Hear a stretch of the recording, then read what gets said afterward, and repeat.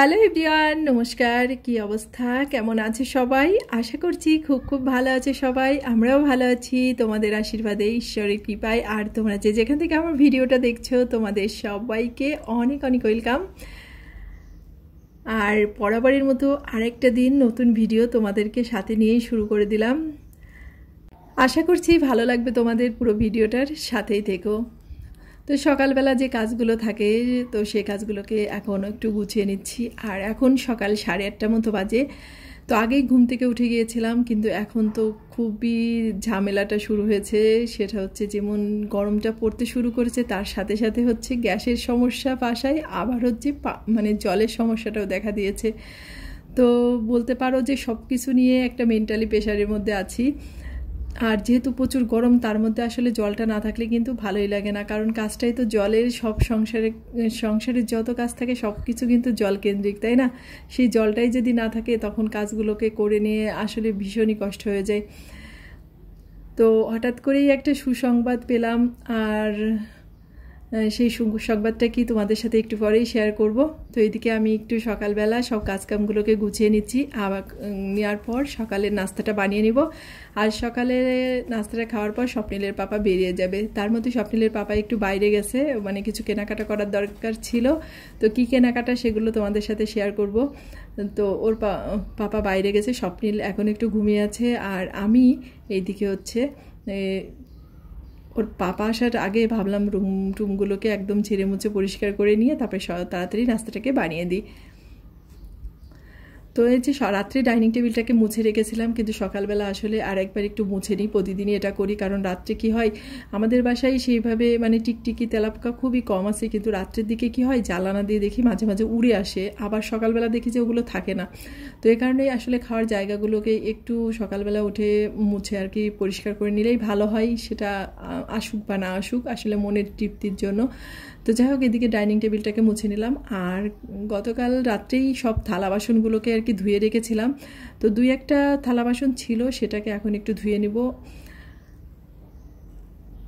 আর রান্নাঘরটা রাত্রে পরিষ্কার করে রাখলেও সকালবেলা উঠে একটু মুছতেই হয়, কারণ বাসি রান্নাঘরটা থাকে। তো যেমন রুমগুলোকে ঝাড়ু দিয়ে আসলে ঝাড়ু দিয়ে নিতে হয়, তেমনি রান্নাঘরটাকেও কিন্তু পরিষ্কার করে নিতে হয়।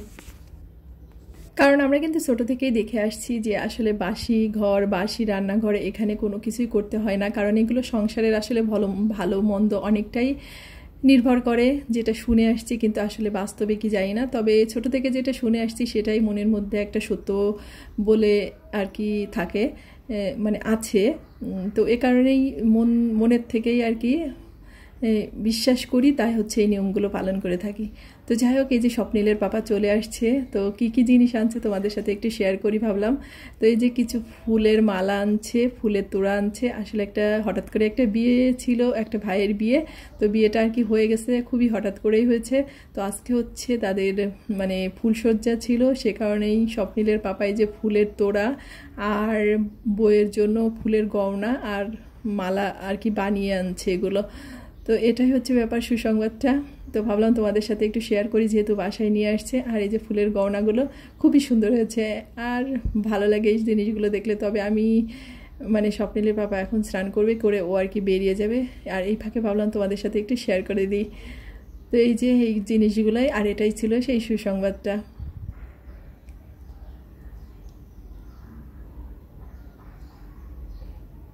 আর এই যে সেই মালাটা, আসলে এই রজনীগন্ধার মালাটা আমার কাছে ভীষণই ভালো লাগে, খুবই সুন্দর। আর মানে মোটা মালাগুলো হয় না, ওগুলো আমার কাছে খুবই ভালো লাগে।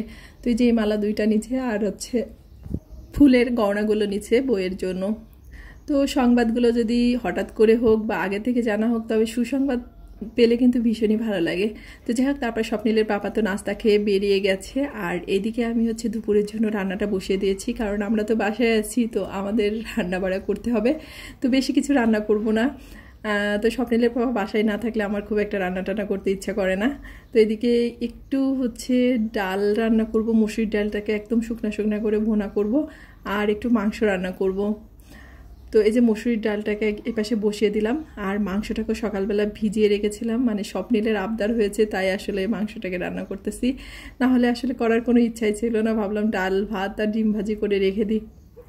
তো এই যে এই পাশে হচ্ছে আলুটাকে ভেজে নিয়েছি আর মাংসটাকেও পাতিলের মধ্যে দিয়ে নিয়েছি। আর যা যা মশলা লাগবে তো সব মশলাগুলোকে আর কি কেটে বেছে সব কিছু রেডি করে নিয়েছি। তো এই যে মাংসের মধ্যে দিয়ে দিলাম একটু মানে বেশ খানিকটা সরিষার তেল, মানে সরিষার তেল দিয়ে মাংসটাকে রান্না করব।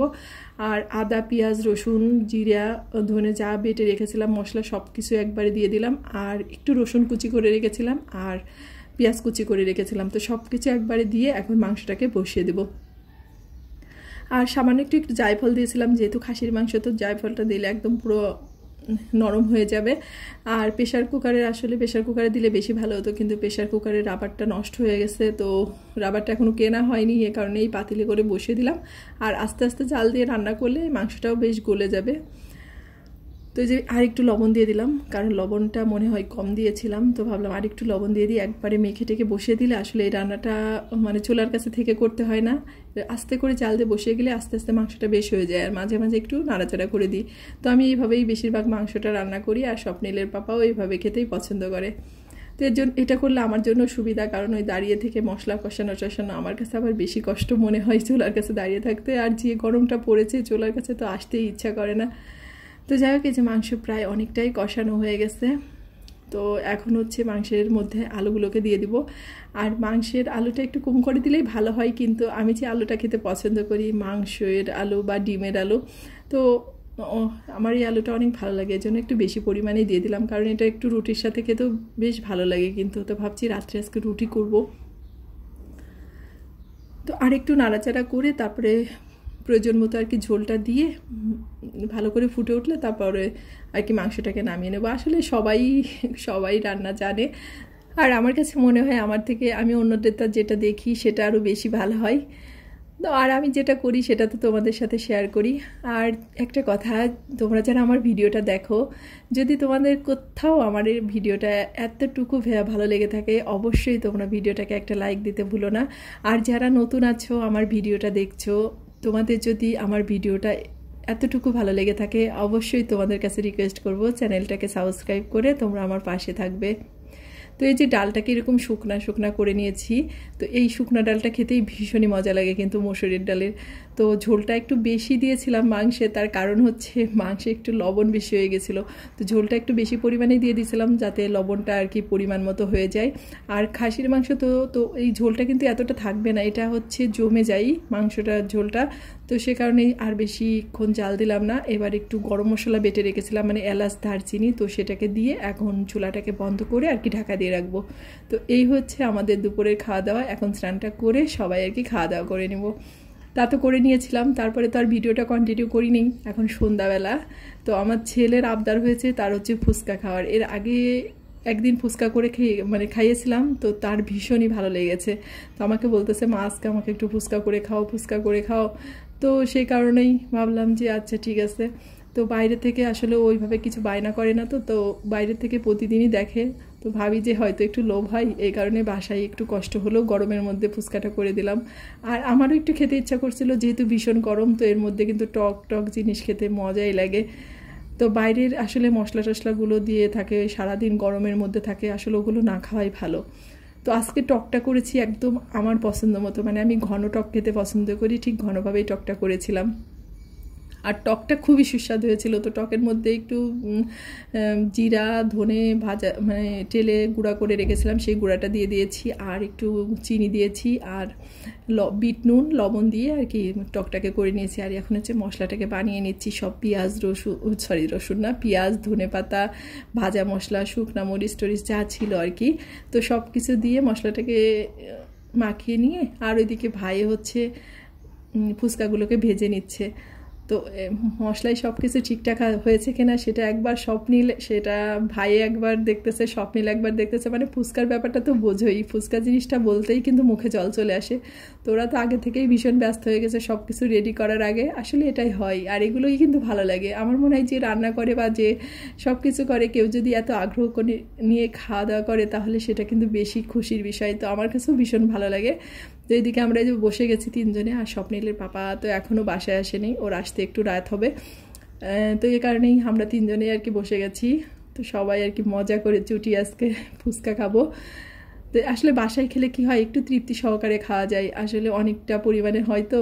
আর ফুচকা জিনিসটা এমনই মুখরোচক যে আসলে 5-7টা খেলে কিন্তু মন ভরে না, ঠিক না? তো যাই হোক, বাসায় ছিল যখন তখন সবার আর কি মনের ইচ্ছাটা পূরণ করে দিলাম।